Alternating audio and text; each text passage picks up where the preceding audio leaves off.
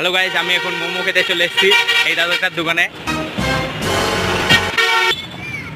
দাদা এখন একটা কাস্টমার এসছে দোকানে, তাই পার্সেল করছে।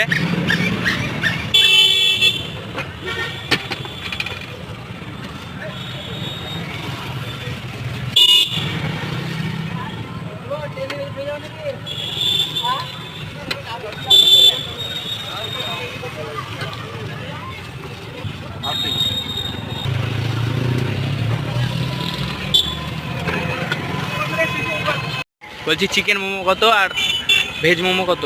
চিকেন মোমো 50 টাকা প্লেট, ভেজ মোমো 30।